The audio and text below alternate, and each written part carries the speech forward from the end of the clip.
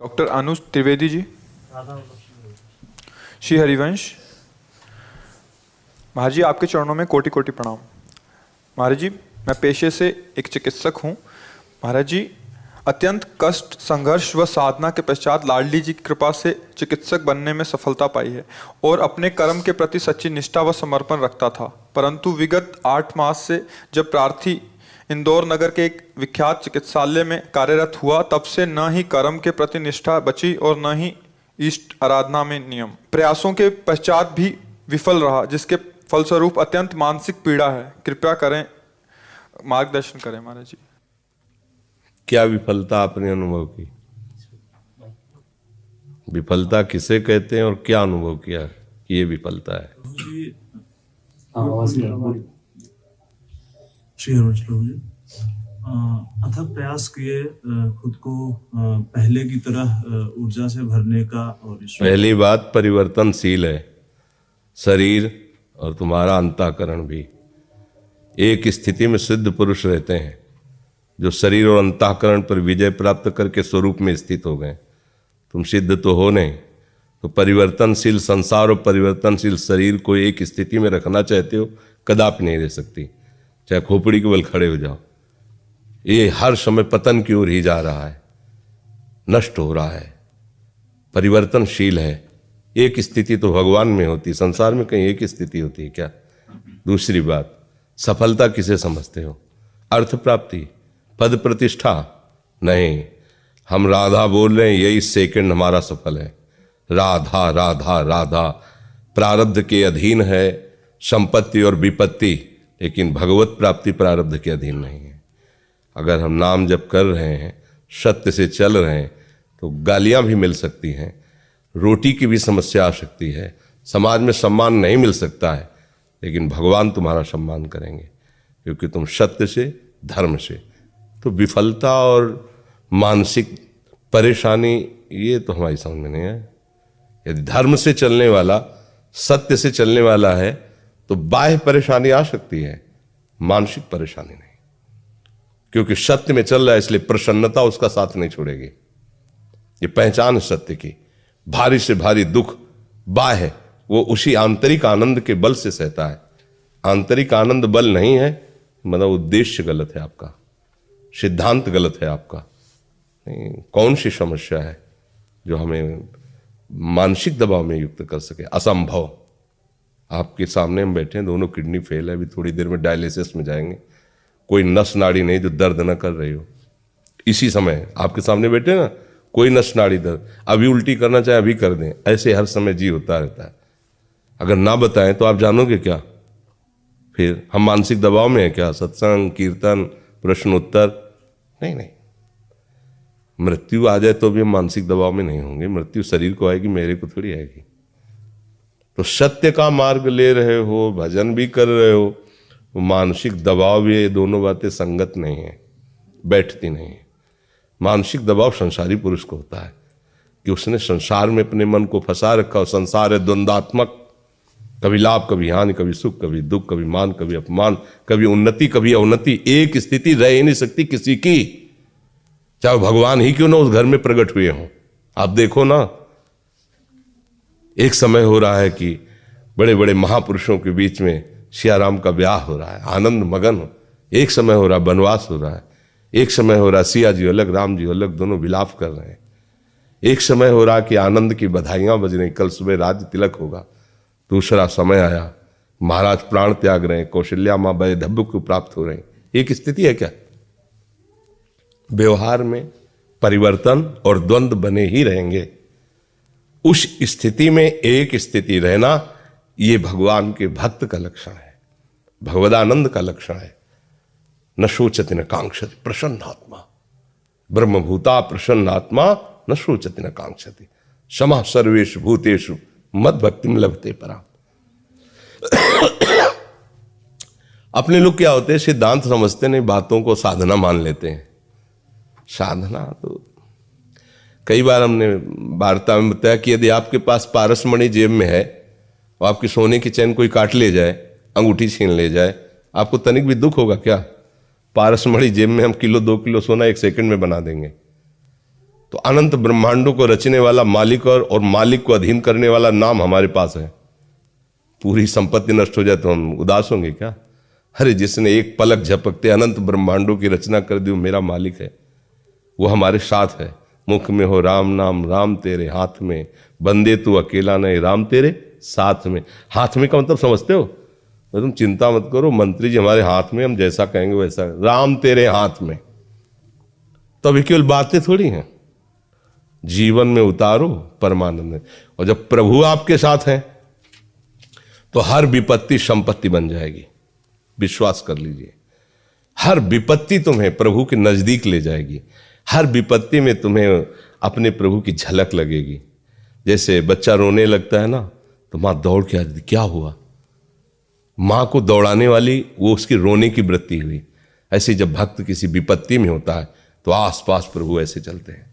ऐसे उसी भक्त को अनुभव होगा जिसने प्रभु को केवल प्रभु को अपना बल माना है। कोई और सहारा है तो फिर नहीं होगा, फिर अनुभव में नहीं आएगा।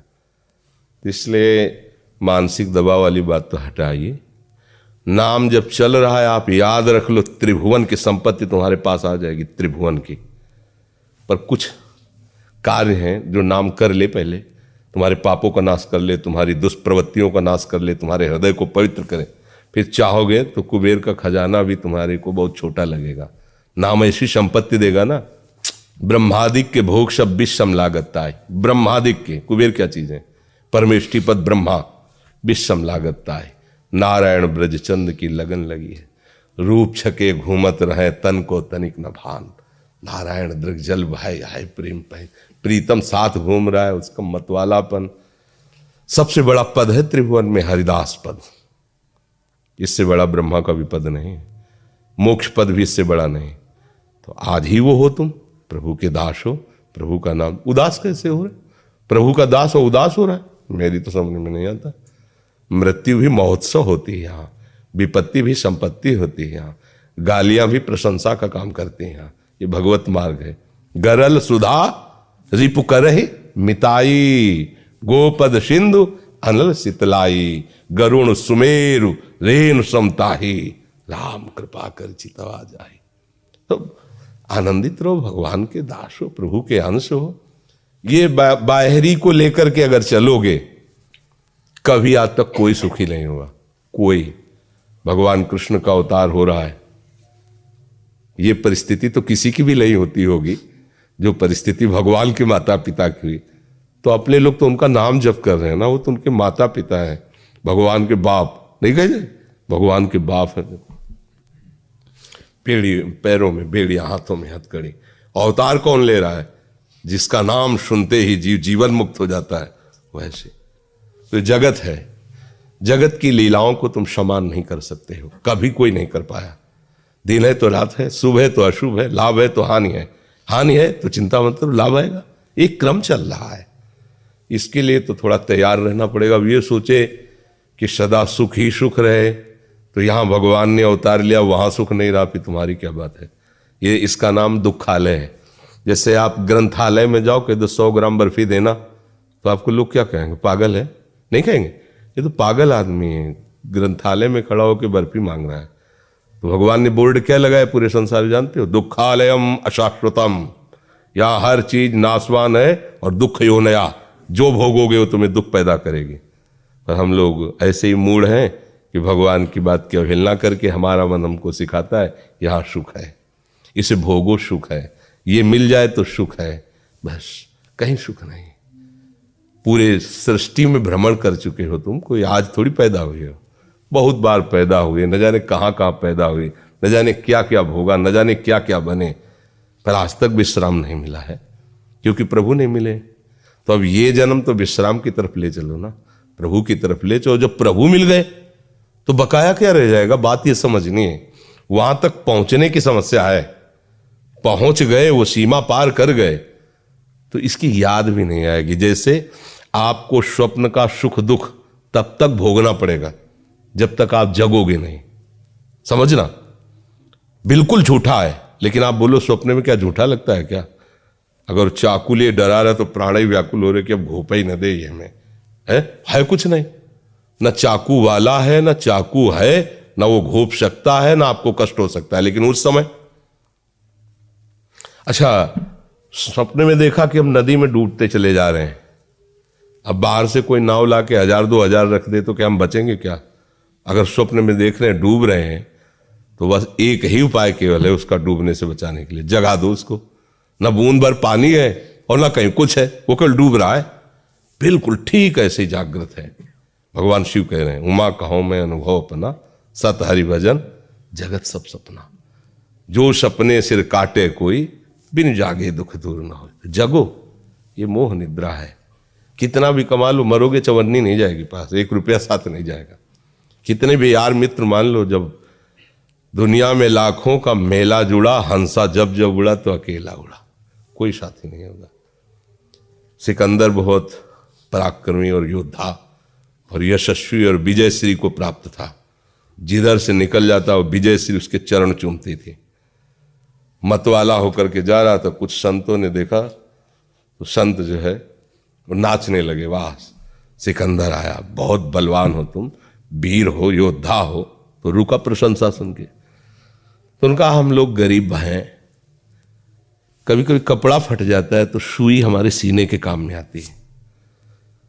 तो हम तो मरेंगे तो कुछ ले नहीं जाएंगे, लेकिन आप वीर हो, योद्धा हो, ये सुई ले जाना, हमें परलोक में दे देना, आप इतना काम करना। तो उसने कहा कैसी बात करते हो, मरने के बाद तो कुछ नहीं जाएगा। तो बोले बस तेरे को यही समझना है, ये जो हजारों की खोपड़ियां काट रहा है, अपने बल के अहंकार में चूर घूम रहा है, सुई भी नहीं ले जाने की ताकत है तेरे में, एक सुई भी यहां से नहीं ले जाएगा, किसके लिए कर रहा है? तो उसने आदेश किया कि जब सिकंदर मरे तो हाथ ऐसे विमान से कर देना जिसे सब लोग जाने, ऐसा पराक्रमी और ऐसा पूरे संसार को अधीन करने की इच्छा रखने वाला जब मर के जा रहा है तो कुछ हाथ में नहीं है, कोई साथ नहीं है। ये बातें केवल शास्त्रों में नहीं, लेकिन इनको विचार करो तो आप बलवान बन जाओगे। क्या डरना है, रात्रि से क्या डरना, चुप रहो, बिल्कुल सवेरा होने वाला है, समस्या से क्या डरना है। अच्छा, जो लोग ये सोचते हैं कि बेईमानी करके, गंदे आचरण करके हम पैसा कमा लेते हैं, हमारी समस्याएं दूर हो जाएंगी, उसने समस्याओं का बीज बो लिया। बहुत बुरी तरह जब वो बीज जगेगा तो उसका नाश बहुत बुरी तरह होगा। कुछ ऐसे भी डॉक्टर होते हैं जो अधर्म का आचरण करते हैं। हमारे पास एक आए थे, उन्होंने बताया था कि हमको लाखों रुपया दिया जाता है कि आप मीठा जहर इनको दवाई के रूप में दीजिए, 1 महीने मर जाना चाहिए, कोई जान न पाए, प्रॉपर्टी हमारे नाम हो जाए। महाराज ऐसा कुछ करना पाप तो नहीं है? वो पाप नहीं है, कैसे ये प्रश्न बनता है क्या? भयानक पाप कर रहे हो। तो कई तरह से आपका जो उद्देश्य है, मरीज रूप से भगवान आए हैं, सही माने में जितने की दवा है, जितना आपकी सेवा है, उसको आप कर दीजिए, उसको बचाने की चेष्टा कीजिए, पैसा की नहीं। तो मालिक आपको खुशी रखेगा। पैसा से ही खुशी नहीं होती, खुशी मालिक की, प्रभु की प्रसन्नता से होती। पर अज्ञानी जी को लगता है मैं इन किन प्रकार धन कमा लूं तो मैं बड़ा आदमी बन जाऊं, सुखी हो जाऊं। ये भ्रम है, कोई भी करके देख ले, प्राय सब इसी में लगे, सब अशांत है। हृदय जो एक, देखो आप बढ़िया भोजन पाओ, फिर देखो कैसा लगता है। और एक आदमी भूखा गली में जा रहा हो, मांग रहा हो, अपना भोजन अपने हिस्से का, आप उसको बैठाल के पवा दो, फिर आप अपने हृदय में झांक के देखो कैसा लग रहा है। जीवन में वैसा नहीं लगेगा जैसा उसको पवाने से लगेगा। एक हृदय में शीतलता होगी, एक अजीब मस्ती आएगी, एक अजीब उसके। तो किसी का भोजन छीन के पा रहे हो तो तुम्हें कैसे सुख प्राप्त होगा? मतलब कोई गरीब है, पढ़ा लिखा नहीं है, अस्पताल आया है, आप उसको जितना चाहो आप लूट सकते हो, और आप चाहो तो उसको पूरा प्रयास करके आप उसी को साधना बना सकते हो कि भाई आवश्यक जो कार्य हो आप खर्चा कर दीजिए, मैं जितना प्रयास है वो आपको सुख पहुंचाने करूंगा। तो भगवान ये बात देख रहे हैं, किसी को जलाने की जरूरत नहीं, वो आपका मंगल कर, वो मंगल करेंगे, सब मंगल हो जाएगा। तो अपने को निराश नहीं होना। हो सकता है सत्य पे चलने वाले को रोड़े लगे, 4 लोग तुम्हारा विरोध करें, कोई तुम्हें साथ न दे, तो 4 लोगों के साथ से हमारा साथ नहीं है, हरि के साथ से। अगर वो है सब झुक जाएंगे, वो नहीं है सब बर्बाद हो जाएगा, बना बनाया सब बर्बाद हो जाएगा। हमारी बातों को मनन करना और घबराना नहीं कभी। किस बात के लिए घबरा रहे हो? तुम्हारा क्या चला जाएगा जो तुम घबरा रहे हो? क्या चला जाएगा? ये तुम्हारा था नहीं जिसे तुम अपना माने हो। माया का था, माया में है, वो ऐसे बदलता रहता है। एक समय यहाँ था जहाँ कूड़ा पड़ता था, यहाँ जहाँ बैठे, आज इस समय भवन बना हुआ, सत्संग हो रहा, कल फिर कूड़ा पड़ेगा। इसका क्रम है, एक समय फिर आएगा, नष्ट हो जाएगा, या फिर दूसरा कुछ होगा, फिर वो समटेगा, फिर अच्छा होगा, बस यही चलता रहता। कहीं राजमहल नगर तो कहीं खंडहर, कहीं नदी का प्रवाह, कहीं ब्याह हो रहा है, कहीं मरण के शोक हो रहे हैं, कहीं जन्म के बधावे हो रहे हैं। ये खेल हरि का चल रहा है। तो इस खेल को खेल की तरह देखो, सत्य मत मानो। जैसे आप नाटक देखने जाते हैं सिनेमा, तो उसको पहले मान लेते हैं ना झूठा है, फिर मनोरंजन के लिए जाते हैं, आप 3 घंटे देखते हैं, शोक मगन थोड़ी हो जाते हैं। फिर आपको पता है ये गोली मार रहा है, झूठी, उसको गोली लग रही, झूठी, दोनों झूठा खेल खेल रहे, केवल मनोरंजन। बिल्कुल ठीक ऐसे यहां हो रहा है। नैनम छिन्नन्ति शस्त्राणि नैनम दहाति पावका न चेनम क्लेदेन जापो न शोष्यति मारता। कोई मार ही नहीं सकता, कोई अस्त्र ही आज तक नहीं पैदा हुआ, बनाया गया ऐसा जो आत्मा का छेदन भेदन कर सके। मरेगा तो नहीं ना, मारने का नाटक हो रहा है ना, वो मरने का नाटक कर रहा है। शरीर परिवर्तन को, जैसे वो रोल परिवर्तन, कभी वो विलेन, कभी वो अच्छा बना, कभी उसने मारा, कभी उसको मारा, और बहुत सी फिल्मों में देखने को मिलता है कि वही है, पहचानते पर आपको पता है रोल हो रहा है। ऐसे एक श्री कृष्ण माया का पर्दा लगा के वही रोल कर रहा है, दूसरा नहीं। नाम रूप बदलता जाता है, खेल खेलता जाता है। तुम पहचान लो तो जीवन मुक्त हो जाओगे, नहीं पहचानोगे तो फंसे रहोगे। बस इसे समझ ले, इसी को ज्ञान कहते हैं। पर अपने लोग ज्ञान की बातें तो बघारते हैं, लेकिन अंदर उसे नहीं उतार पाते, इसलिए परेशान हो जाते हैं।